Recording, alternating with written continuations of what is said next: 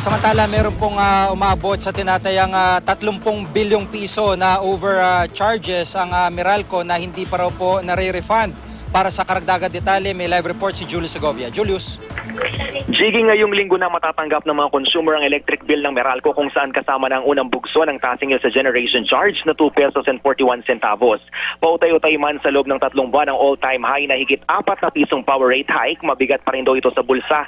Kaya tanungan ng militanteng grupong bayan, bago raw ang dagdag singil, nasaan na ba napunta ang bilyong-bilyong pisong dapat i-refund ng Meralco sa mga customer nito?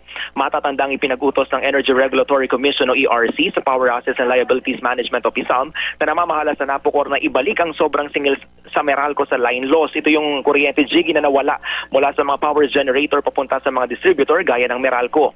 Ang siste na double charge ng PSALM at WESM o Wholesale Electricity Spot Market ang Meralco sa line loss, kaya na double charge din ng Meralco ang mga customer nila. Ang 5 bilyong pisong dapat ibalik ng PSALM sa Meralco pwedeng makatulong para mabawasan ang sisingiling generation charge. Pero iniakyat ito ng PSALM sa korte. Hinihintay pa ang magiging desisyon ng korte.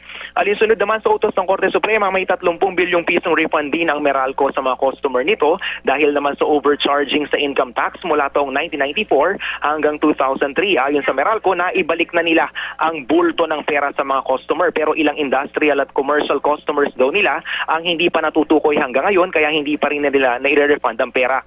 Paglilinaw ng Meralco, may particular na customers na nagmamay-ari ng pera kaya hindi raw nilang pwedeng ibangga ang taasingil na ipinatupad ngayon sa generation charge. Isa pa, magkaibang component daw ito sa billing. Ang dagdag generation charge na sisingilin ng Meralco ng 3 bagsakan simula ngayong buwan, ibabayad lang naman daw ng Meralco sa mga independent power producers na pinagbilhan ng mas mahal na liquid condensate at diesel para naman magtuloy-tuloy ang supply ng kuryente. Yan muna ang latest. Balik sa iyo, Jiggy. Maraming salamat, Julius Segovia.